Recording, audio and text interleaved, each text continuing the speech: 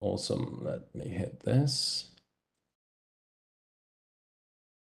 So, hello everyone. Welcome to another one of our Athena webinars for this week.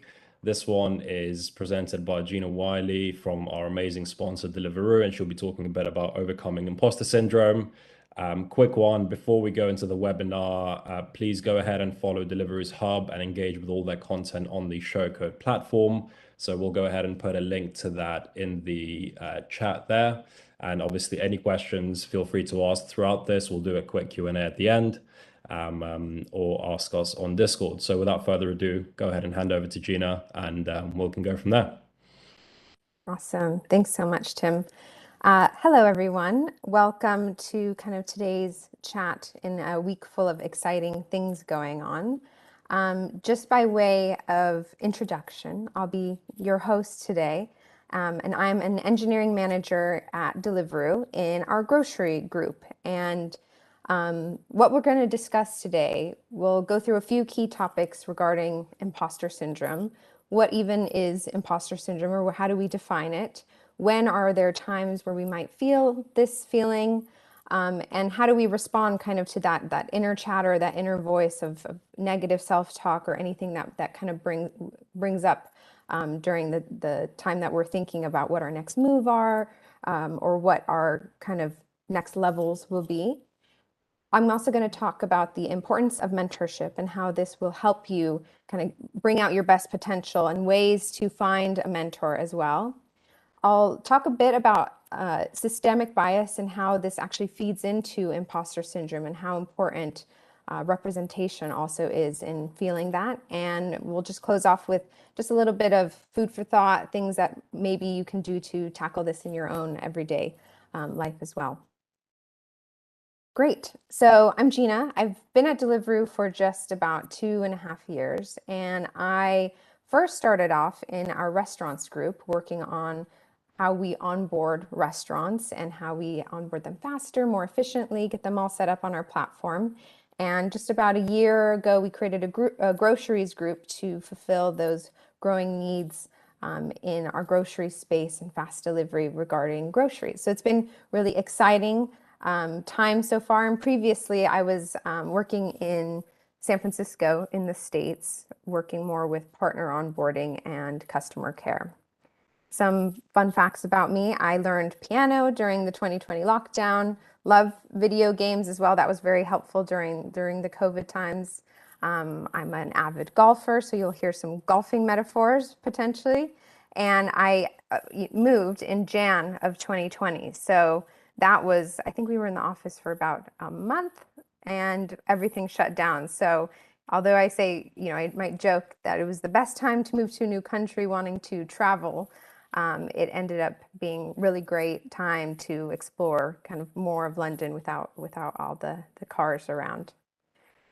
Awesome. So we'll move into what is imposter syndrome, how is it being defined? And imposter syndrome, according to the official kind of definition on Oxford, is the persistent inability to believe that one's success is deserved or has been legitimately achieved as a result of one's own efforts or skills. Maybe a more thorough definition: imposter syndrome, also known as imposter phenomenon, fraud syndrome, perceived fraudulence, imposter experience, describes high achieving individuals who, despite their objective, and objective being the key word here, their objective successes, fail to internalize their accomplishments and have persistent self-doubt and fear of being exposed as a fraud or an imposter. And this definitely is for, you'll note it describes high achieving individuals, people who, even though they seem or are achieving really great things, they still can feel this feeling. So just some questions more for people to consider or write in the chat is, have you ever felt this sense of what we've labeled as imposter syndrome? When are those times when you feel like you've experienced it? And, even now, if you're in a new role, if you're looking for roles, if you're coming across opportunities, is there a sense that you right now feel like an imposter to some sense?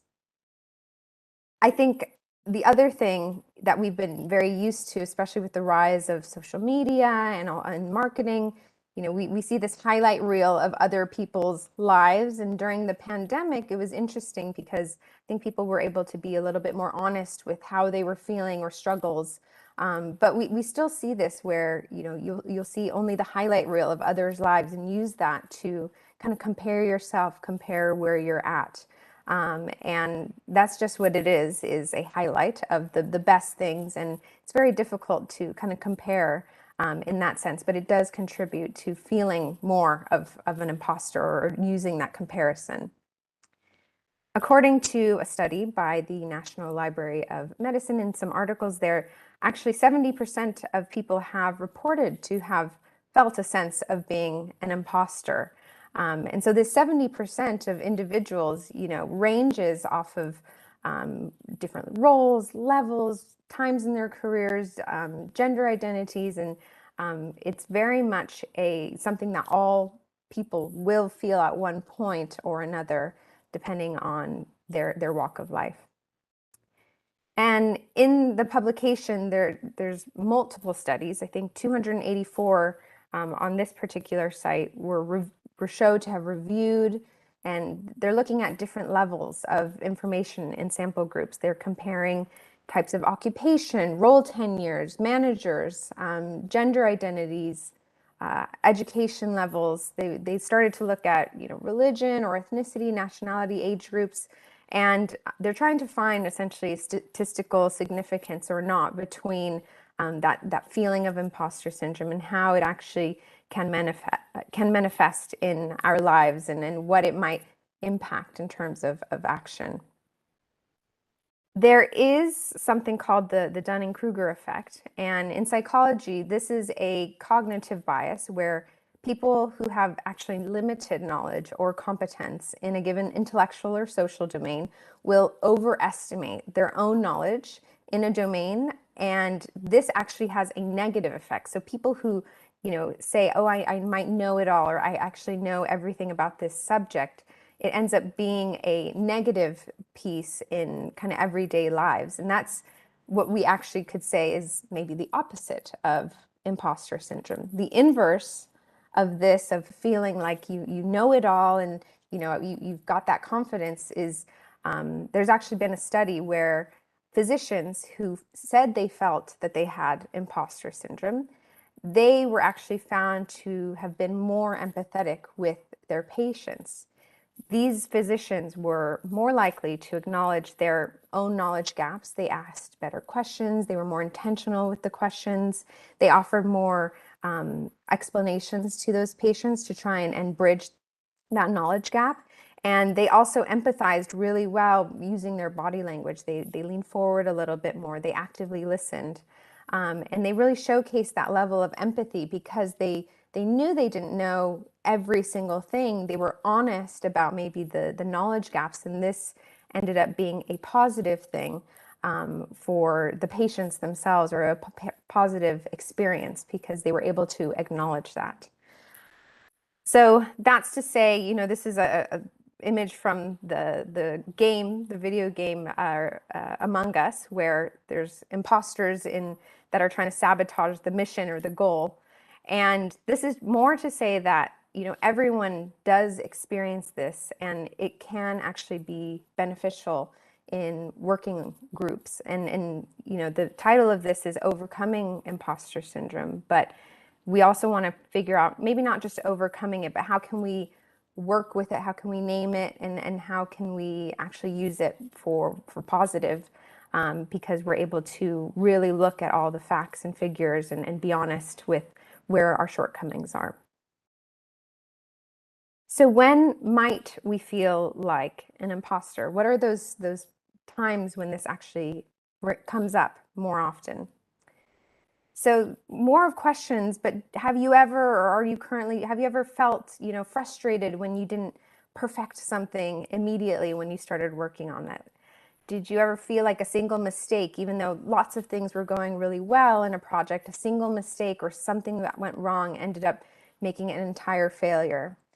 Have you ever felt afraid to ask for help if you get stuck on a problem, thinking you kind of have to deal with it, you have to figure it out?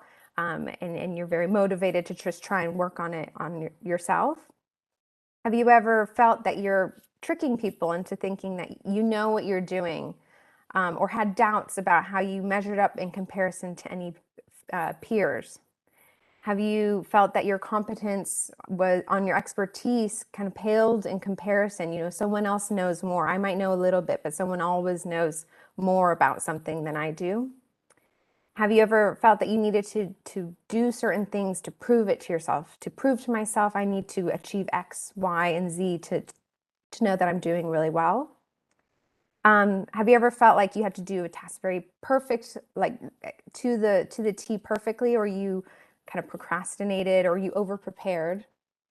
And lastly, have you ever felt that you didn't deserve something that was good that was happening, or you feel like all of your accomplishments is just due to being in the right place at the right time, and it's all kind of due to luck? Valerie Young did a few studies and analyzed actually 5 different types of, categories of imposter syndrome: the perfectionist, the expert, the natural genius, the soloist, and the superhero. So we'll talk a little bit about each of the definition of these. And I don't think one person fits into one of these. You might exhibit it in different ways in times in your life as well, or with different types of tasks. So the perfectionist will feel like even if 99% of something goes really well, a perfectionist feels like that 1%, the something that didn't go well, or that one thing that didn't stack up to the expectations, made everything a failure. Perfection is kind of the standard, and there's not, if you don't hit that bar, then it's all for nothing in a way. The expert feels, that their knowledge in comparison to others sets a bar. How much do I know about a certain subject? How much experience do I have with a certain thing? And this leads to, feeling underqualified. No matter how much you know about a certain thing, you constantly feel like someone out there knows more than you do. The other way this manifests is wanting to know every piece of information before starting something. I need to know everything about every piece. When I'm doing an investigation, I won't really start working at it until I know how everything interacts. And it can also be seen that asking questions makes you seem uninformed, or that you don't know what you're doing. And so experts may tend to avoid asking questions. The third type is the natural genius. And so this is someone who feels that their intelligence, something that they have, they were born with it. They actually didn't work to it. They were just naturally smart, and feels that you're kind of comparing themselves to someone who's considered also intelligent, or this might have manifested a lot more during school as well. But the natural genius also feels that if they struggle to learn something quickly, if I fail to pick up a new instrument, or if I fail to pick up a language or a concept like architecture, if I fail to learn that quickly, then there's something not good enough about me. And I'm born with the knowledge I have, and I can't really work on it as well. And the natural genius may restrict themselves to skills that only come easily. If there's not really a push to go through the barrier of the struggle in that regards. The fourth type is the soloist. So the soloist will feel and internalize that difficult problems should be handled alone. They feel that pulling in others into a sticky situation or a problem is a sign of weakness, and that, if I ask for help, or if I feel stuck, or I need help getting unblocked, I'll struggle as much as I can without asking for help, and it can feel like defeat. And the last type is the superhero. So the superhero will feel that they need to excel at all areas of their life in parallel in order to be successful. If someone, for example, is a mom, they feel that they need to be the best at work. They need to be the best mom. They need to be the best friend, the best person, best sister or sibling, and they need to continuously work on themselves. And they must be the best at all of these things simultaneously. And oftentimes this actually leads to burnout very, very quickly as well.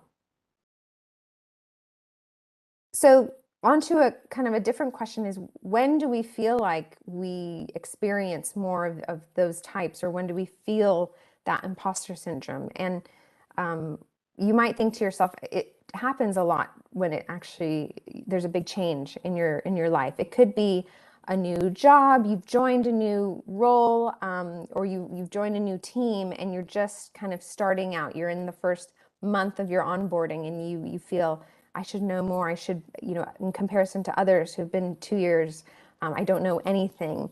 And it could be also, even if you're in an existing role, or you're embarking on a new challenge and things are a little bit difficult because you're just getting up to speed on this. And that happens a lot when you're evaluating new opportunities or kind of in a transition period.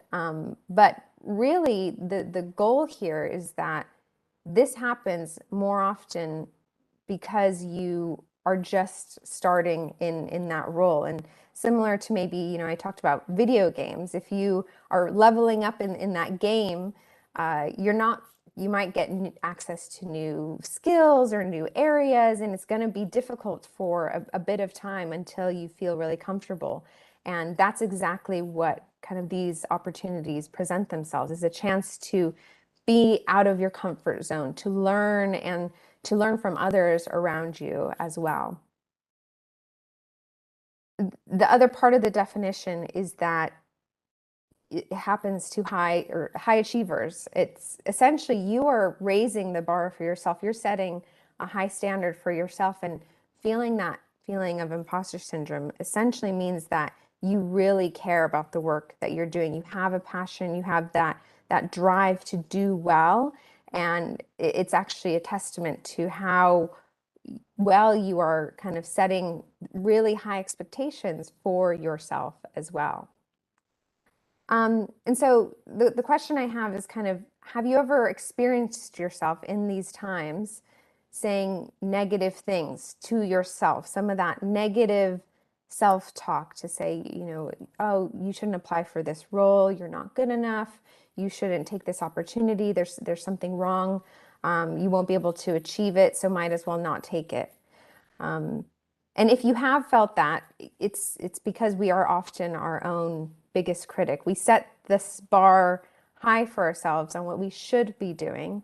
And if we don't achieve that, we kind of break ourselves down or say, oh, we could have done, things better. And we engage in a little bit of that negative self-talk, the voice inside of your head that says that wasn't good enough. So let's talk about listening to that inner voice, or kind of understanding what that means when it's kind of brought out as well.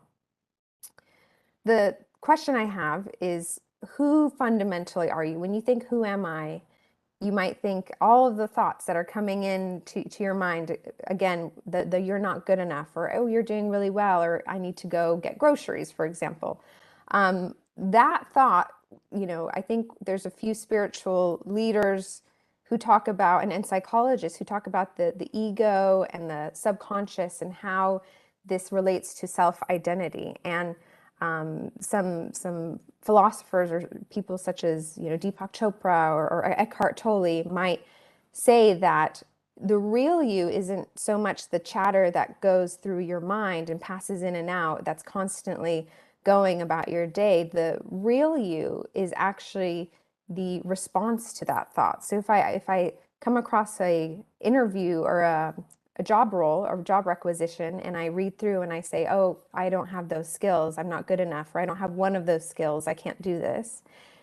Am I actually the response to that thought? Is it the person who I really am going to say, actually, no, I can do this, I can definitely apply for it, I can take on this challenge? And that's something for you to just think about consciously, is bringing that unconscious more conscious. What are those responses to those thoughts that are constantly going about in our day? And are you actually just responding to those ones? And that's who you really are. The question I have for the people on the call is, have you turned down opportunities or avoided a challenging path because you haven't felt that you weren't capable enough? This happens when you're applying for roles and you're reading the job description to say, 5+ years experience, 10+ years. What's that thought process look like for you when you're reviewing that, or when you're looking at opportunities, or you're writing your own self-reflection and looking at, do I match the criteria for that promotion? And what are those things that have kind of held you back in that sense as well? I have definitely experienced this, and prior to the role I'm in now, in a previous role, there was a manager who actually left the business, and I was preemptively thinking, since they've left, they're going to need a new manager for the team. I was definitely positioned to be able to take on more responsibility, but I preemptively, even before having that discussion, I kind of talked to them about this transition plan and said, you know what, I'm really busy with this team that I'm working with right now, and they need me. I won't be able to take on more work. I really need to focus in on that. And I immediately kind of shut off that opportunity, because part of me was actually afraid of the failure, afraid of taking on that new challenge. So that was one of the thoughts that I had, is I'm far too busy right now. How could I even take on more responsibility? The other thought that can come up is, I feel really comfortable where I am. I'm just getting settled in. I've just started to feel like I know what I'm doing. And so I'm not, I want to stay where I am before moving on to the next thing, before taking on that next opportunity. Another thing that happened a few years back is someone at a smaller company, they came up to me and said, hey, we have this request for a CIO, and I think you're the closest person to take this request. Could you look at this? And my response really was like, I thought it was a joke. I was like, oh, that's funny. Yeah, like I think I responded with that. But my thought was, oh, I don't have the skills to be considered that CIO. Why are they asking me? But in reality, I was one of the individuals. It was a small company who knew all of the information about the company, what was flowing in and out. And I could have taken that as an opportunity to say, let me take this on. And as a result, I actually didn't work on that because I didn't feel like I had the skills to actually take that on. The other thing that can happen is I'm not as competent at certain things as another peer, or I don't know as much about architecture. I don't know as much about this framework or this language. And so I look at them and I see what they're doing, and I know that I don't get it that as easily, so I'm not going to be able to do. I'm not going to take on that challenge or take on that task. And those are all just kind of thoughts. And really what I would encourage everyone to think about is to consider the yes before considering the no. Take time to think when a new challenge presents itself, when someone reaches out about a new opportunity.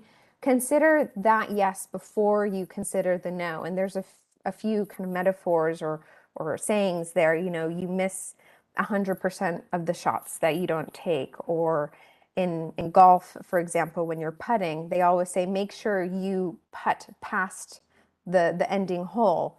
Don't try to be short of it, because then you, of course, will miss that opportunity. At least if you go past the hole a bit, you have a chance for it to get there. And if anyone has read Sheryl Sandberg's book, she worked on opportunities while she was coming up to a maternity leave, and she said yes to every opportunity, and she ended up getting promoted before she went on maternity leave. And that's because she kept saying yes. She kept taking on those challenges. She didn't kind of pause and say, you know what, I'm leaving. I shouldn't take on new responsibility. I'm leaving, so I should just kind of take a pause and hold back a bit. So I would encourage everyone, when these arise, is to consider that yes before considering the no, and it might surprise you. The other thing is that saying yes to opportunities that opens doors, and it could open a door, could be something that doesn't get achieved, but then it opens kind of the next door. But saying no to something or saying no to yourself before taking on a new challenge will shut the door. It will not present that same opportunity ever again, and it actually might make it so that people don't give those opportunities kind of to you because they think, well, there was a no there, so let me kind of go to the person who will maybe say yes instead. Consider that as well. And also ask yourself, not just the why. Why should I take this? Why should I take this on? But say, why not? Why shouldn't I do this? And why can't I do this? And think about that. And if you can't really think of tangible reasons, then you kind of have the idea to yourself of what kind of that next step would be. The other kind of term or saying, Carpe Diem, it actually means pluck the day, but we know it as seize the day. And that's something that my father always used to say to me when I was growing up is, seize the day, seize that opportunity, take the advantage of those things that are in front of you and kind of keep going through those. And I think if you believe in that power of the possibility, it will enable you to go further than if you preemptively said no or said to yourself in that self-talk that you can't take something on. The other thing is that power and feeling like you're growing, it actually comes in the moments that you're uncomfortable, the moment where you've joined a new team and you feel like you're not learning something as quickly. And it could be learning a new programming language, it could be working with a brand new team, you have a new role, or you're working on a project that seems impossible. But also, even when you've made a mistake or there's kind of a setback, and how you react to that is where your power comes from. So every challenge, or even if something isn't going wrong, the opportunity comes in how you react to that. How do you work to upskill yourself quickly? How do you work to solve the challenges effectively? And those are, your pressure, the places where you might feel a lot of pressure, that ends up being your power, that ends up being your opportunity as well.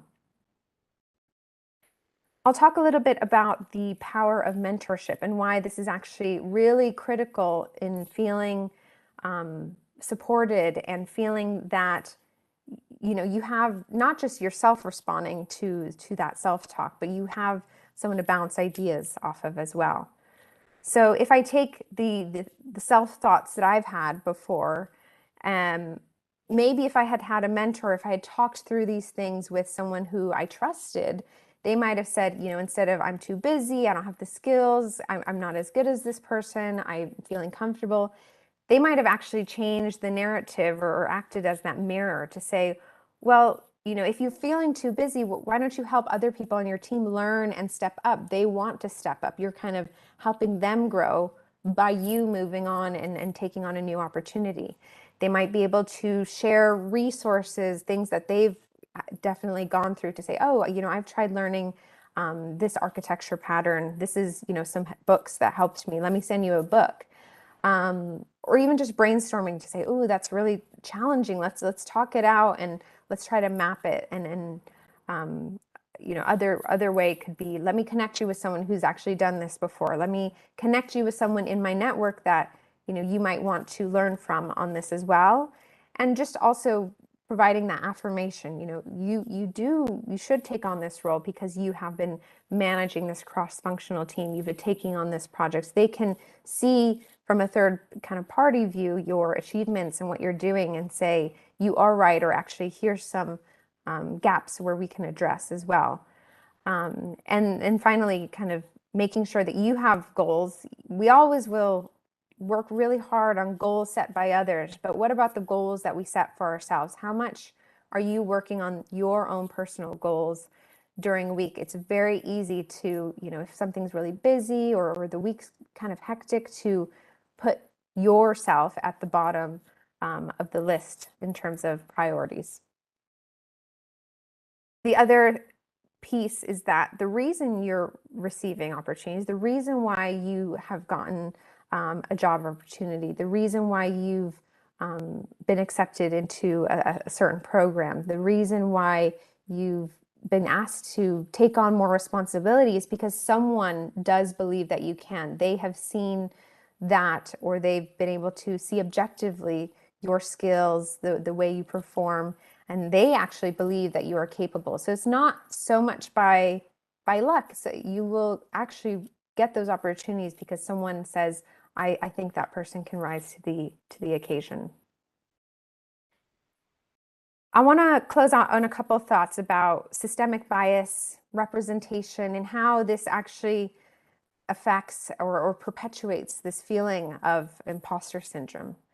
So representation really does matter, and especially with underrepresented gender identities or ethnicities or just, even backgrounds. If you feel like an imposter, there's kind of this sense of I don't have the psychological safety or something out. I don't see myself in others.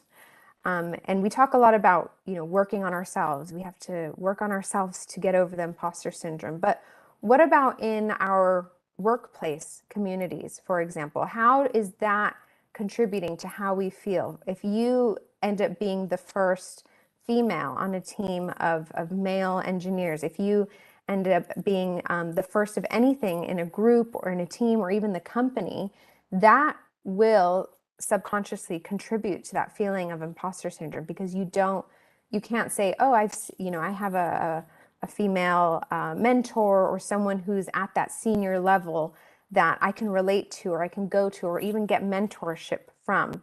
And that's what's really important about finding that mentor or just really asking someone to kind of mentor you and support you. But also, how are we going to change from a system wise? What about in our workplace communities to make sure diversity, inclusion, and that representation actually happens in any of these companies as well? Systemic bias is defined as the inherent tendency for a process to support a particular outcome. So there's a kind of this text from a study in large-scale studies done on imposter syndrome. Psychologists found that women and members of minority groups are most likely to experience this. These effects are thought to be due to socially internalized prejudices. If a woman grows up of dreaming of becoming an astronaut, but all of the astronaut role models are men, she may subconsciously see that position as one that's not meant for women. After years of hard work, determination, gets the position, but still feels haunted by this prejudice that people who look like me, people from my background, they don't belong on spaceships. I'm the first of many. I'm kind of breaking that ceiling. It is for this reason that representation is so important in order to reduce the stress experienced by traditionally underrepresented groups. And imposter syndrome, kind of has a sinister name. Imposter it's kind of fraudulent criminal type label, and the syndrome part indicates that there's something medical about it. But really, I think imposter syndrome, there's a few articles about, why is it, what's kind of the why behind why underrepresented groups do feel that sense of imposter syndrome. And oftentimes that is because of that lack of representation for underrepresented groups. And the other thing is it does become a cycle. Are you preventing yourself from taking on new opportunities because you don't see that representation at the leadership role? And if you don't see the leadership role, does that kind of influence your feeling of imposter syndrome? So it becomes a cycle, really, of which one comes first or which one is perpetuating which. And it's something to kind of consider, because we do have, next generations who are evaluating the types of roles that they're going to take. And we do know that underrepresented gender identities are, less represented in tech specifically. And oftentimes students just don't know of the opportunities that are present. So, if you were to help support your younger self, what information would you give? How would you pass on information to this next generation to say, you don't have to be extremely technical to work at a tech company, or you don't have to know certain things in order to do programming. Even my background, I started out in information systems and moved to kind of the core engineering management. And For a long time, it just felt like, well, I don't know much about X, Y, or Z.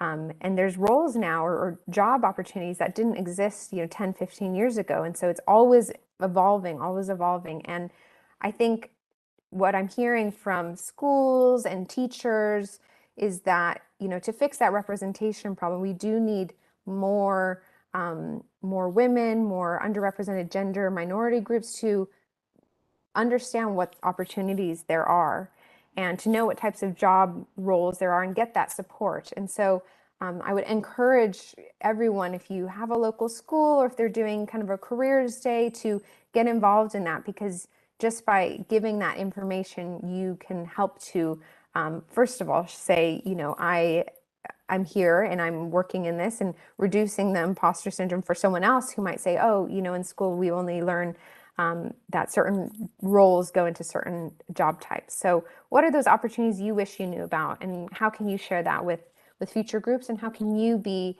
a mentor as well to other individuals? This is one of Deliveroo's values, which is fantastic. We celebrate difference. And this is what's really important, is that diverse perspectives actually do drive better outcomes. So not just for Deliveroo, but for our customers, our riders, our restaurants.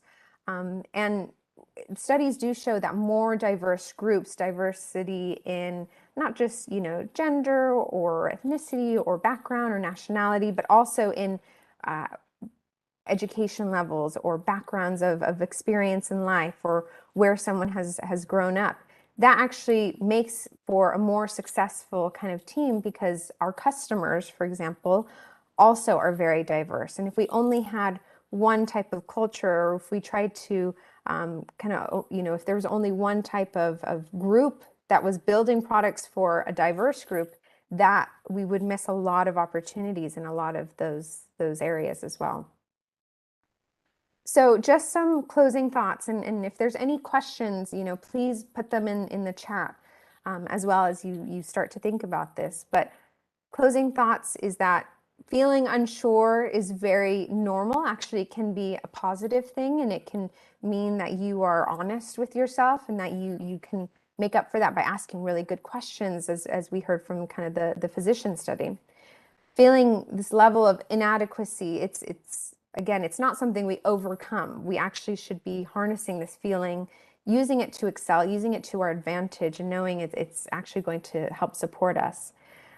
When you feel out of your comfort zone, if you feel uncomfortable at all, or something seems scary, that's where the growth will happen. Celebrate your successes. Make sure that you're taking time to celebrate or document it, or say, I did that. That was really good.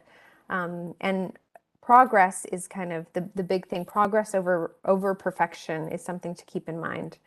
And also, making mistakes or a setback, it's very normal, but really your opportunity comes in how you respond to those mistakes and how you kind of overcome them as well. So with that, thank you for listening and kind of engaging on that. I will leave it open just to see if there's any questions from anyone, thoughts, really anything that comes in through the chat. Awesome. Amazing presentation, Gina. Thank you so much. And questions wise, I mean, some people have commented regarding how great the breakdown was of the whole imposter syndrome and how to fight it. I mean, you mentioned there the importance of having mentors and, having people that support you who are maybe a bit above you in their career. What do you think is a good way to kind of put yourself out there to get mentors and to get people working with you on that, in that kind of relationship? Yeah, that's actually a great question, because some companies may not have a formal mentoring program. Actually, I'm really lucky at Deliveroo, they put in this formal mentoring program. And this is one change that you can make as well, to say, hey, we need a formal mentoring program if there isn't one, because it helps kind of break down the barrier, the scariness of asking someone. But it's essentially where individuals at the company signed up to be a mentor, and they indicated what their strengths were. I'm really good at making presentations, or I have a skill in difficult problems, or I have a skill set in finance, for example. So that was one thing that we did. We had all of the people interested in becoming mentors indicate their skills and how many mentees they could take on. And then there was a mentor matching program where people who wanted mentors could look through the bank and say, actually, I'd like to see if this person is available. And they kind of were the intermediary. So the first thing is, if there is a formal program, look for that, sign up for it. If there is not a formal program, well, the first thing is this is an opportunity to create one, not just for yourself, but for others, and be that flywheel effect to kind of make it so that others are feeling the same thing can find mentors. See if there's something you can input with the help of your HR or resource or learning teams or leadership as well. And then the third thing, if there isn't a formal program, or if you're not yet in a role where you can find a mentor at a company, definitely looking at kind of in LinkedIn or people who you admire, or seeing who's engaging, even on these types of presentations. If someone gives a presentation that you really admire, you want to talk through things like conferences, reach out to people, and you can always make that formal request, because people do have this inherent want to help others. And if they cannot do it, they can certainly suggest someone else who can. So just try to ask and find that, and it doesn't hurt to ask. Yeah, no, absolutely. And that sounds like a really awesome program you guys have at Deliveroo. I guess for everyone watching, there's another big reason for you to go ahead and apply for a role there, right? Um, Definitely. I mean, so in terms of you personally, then in your career, what do you think's been some kind of really, really good advice that you've gotten, as a woman in tech, pretty much? Yeah, that's great. Yeah, because I put a few of those lessons into this deck, but I think the biggest advice that I've actually gotten that was really valuable and actionable came from individuals who I felt like they could kind of put the mirror to myself, or challenge me in a way that wasn't, trying to skirt around a question, or to say, you might want to work on these things, or here's where your skill gaps are. And I think feedback is one of the things that is a gift, and oftentimes we ourselves are scared of giving maybe constructive feedback, but also when we receive feedback, if there's anything that is constructive, it can seem a little off-putting or scary. And so I think the biggest piece of advice would be, if you're searching for feedback, be intentional about how to ask for constructive feedback, actually, and how someone can help, even your mentor or someone who is a peer, how to get some of the difficult feedback in terms of progress areas, not just the things that are going really well, because then you can kind of action those and not feel blind to the things that you actually could work on that other people see as well. Right, right. Okay, awesome. Yeah, look, super insightful, and thank you so much for the presentation. I think, this has definitely been super useful for the community and everyone watching. I hope any questions that you didn't get to ask during the live stream, please go ahead and contact us or Gina, either in Discord or via email, through on there, and to ask anything that has come up after this presentation. But yeah, quick one at the end as well before we sign off. Please go ahead and follow the Deliveroo Hub on the Showcode platform as well. There will be a link. I believe there is one already. If not, we'll put another one in the chat to do that. And yeah, great to see everyone. We hope to see you this weekend. All the best. Take care. Bye. Bye.